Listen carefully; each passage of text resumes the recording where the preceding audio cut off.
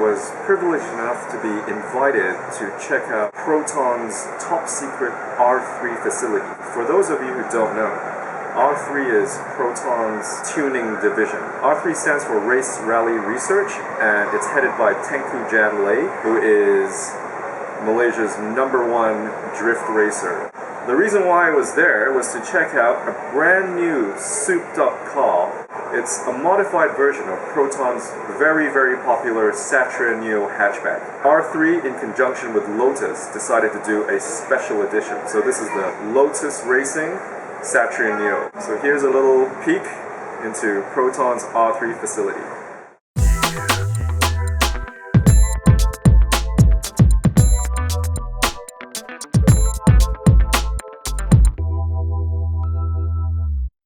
Okay, I'm here at Proton, R3 Tengku Djan at his top secret workshop, where now they're just about to put the finishing touches on this amazing Lotus Satria. I've seen plenty of photos of this car on the net, but seeing it in the flesh, it's incredible. Just look at that front bumper.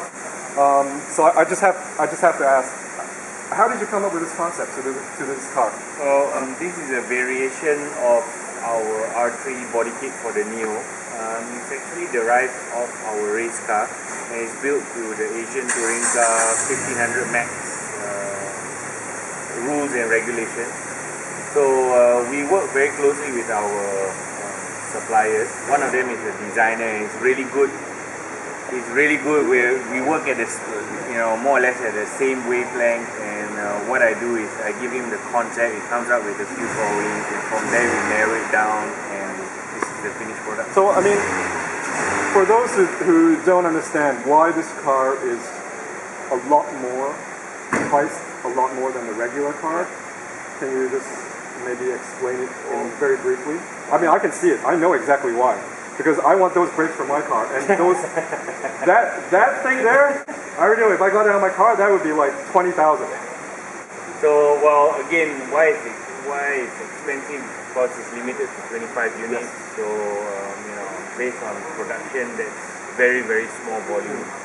And we are lucky enough to actually get suppliers like AP and Olin to actually supply us these components at such a low volume. So all the components you have on this car were custom made for the Satria Neo?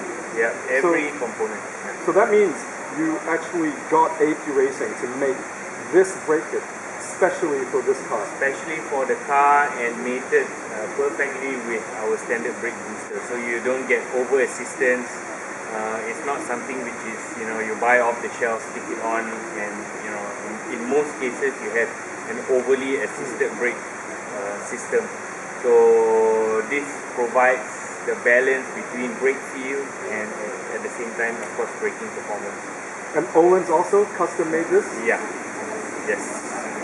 So we actually ordered in about 30 sets, and we've got a few requests.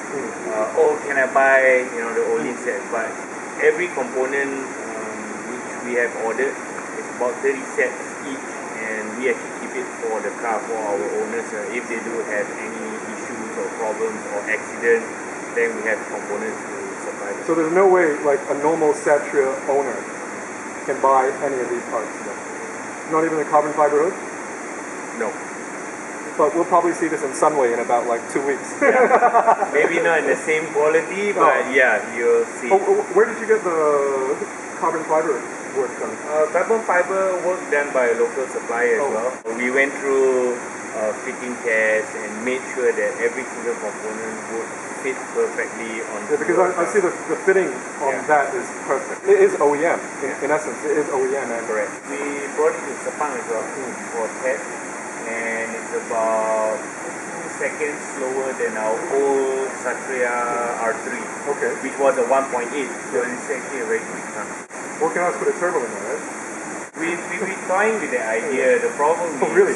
Yeah, we've been toying with it, trust me. But the problem is warranty. But with the turbocharged engine, this is a big problem in Japan, where they sell turbocharged engines, and there's a lot of people who take it out to the local tuning shop, then they get it boosted up, then it, the engine fails, for example, they put back all the standard components, send it back for warranty.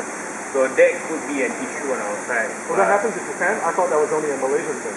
No, it's a big problem in Japan. That's why the GTR, the new GTR came out with such sophisticated electronics, just to try and deter, tuners from getting their hands with, of course, they managed to crack it. Amazing. So that really is an amazing car. Yep. So thank you for sharing that with us. No problem. Tengku Djan, Prince of Drift.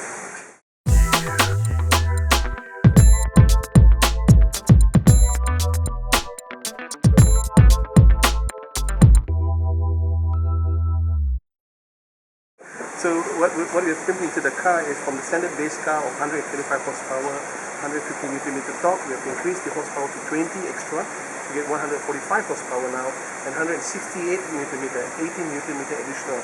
It's faster, and it's accelerates faster, and it also has a higher top end speed. We've started it from the airbox itself. We have actually given a carbon fiber airbox which is 2 volume meter larger and a high flow Canon filter. Alright, and as this air intake takes place, it comes into the camshaft.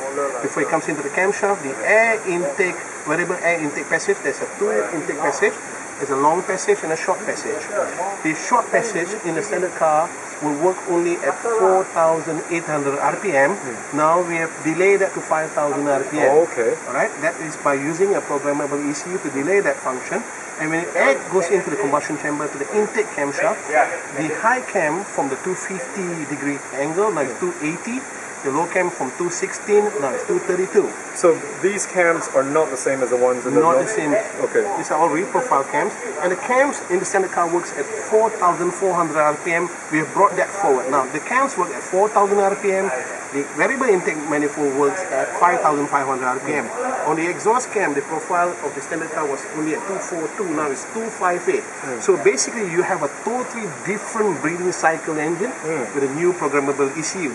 To make the engine more lighter, what we have done is that we have incorporated 2 cam pulleys here, which is made of aluminium and is anodized in black in color. And the water pump pulley also is made of aluminium. We have increased the ratio of the water pump pulley size, reduced the crank engine pulley size. That means what we have done artificially is that we have gained more top end speed for the car.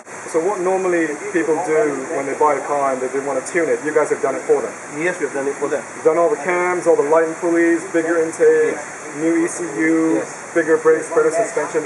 And to help further on the acceleration part, the standard gearbox has been stripped off from the car. Now you have 4.6 to 5 final drive. Larger final drive means more accelerated acceleration on the car itself. So now it does 250? 215. 215? Have you done that? Yeah. On which highway? On the north-south highway. Okay. That's the wrong information. Cut. Cut. Okay. Published speed is 202. Published speed is 202, but you know it can do 215. Okay. I'll see you on the highway then. All right. Thanks. Thanks, Suriaya.